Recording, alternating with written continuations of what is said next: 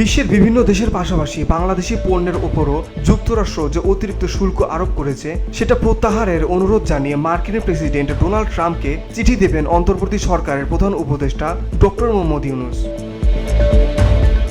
এছাড়া যুক্তরাষ্ট্রের বাণিজ্য দপ্তরেও সরকারের পক্ষ থেকে পৃথক চিঠি পাঠানো হবে। আজ রোববার বিকেলে সচিবালয়ে অর্থ মন্ত্রণালয়ের সভাকক্ষে অনুষ্ঠিত বৈঠক শেষে প্রধান উপদেষ্টার প্রেস সচিব শফিকুল আলম সাংবাদিকদের এ তথ্য জানান। আগামী 48 ঘন্টার মধ্যে দুটি চিঠি প্রধান উপদেষ্টার পক্ষ থেকে পাঠানো হবে। গত বুধবার স্থানীয় সময় বিকেলে হোয়াইট হাউসের রোজ গার্ডেনে এক সংবাদ সম্মেলনে অন্যান্য দেশের পাশাপাশি বাংলাদেশি পণ্যের উপর শুল্কের হার বাড়িয়ে 37% ধার্য করেন ডোনাল্ড ট্রাম্প। এদিন ন্যূনতম 10% হারে নতুন ট্যারিফ পরিকল্পনা করেন মার্কিন প্রেসিডেন্ট।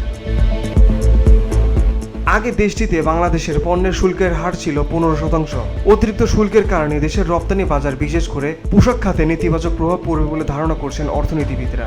বিষয়টি নিয়ে নানা মহলে উদ্যোগ দেখা দিয়েছে। সরকার প্রধান ডক্টর মোহাম্মদ ইউনূস গতকাল এ ব্যাপারে সংশ্লিষ্টদের নিয়ে জরুরি বৈঠক করেছেন।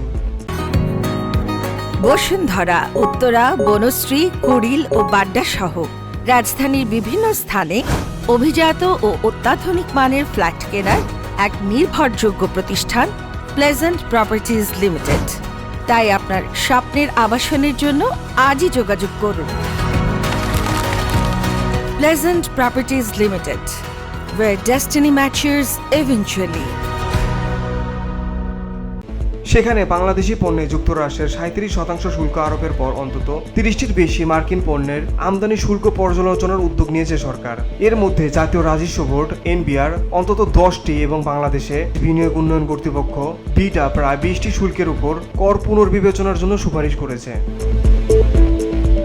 Beauty Bangla news desk.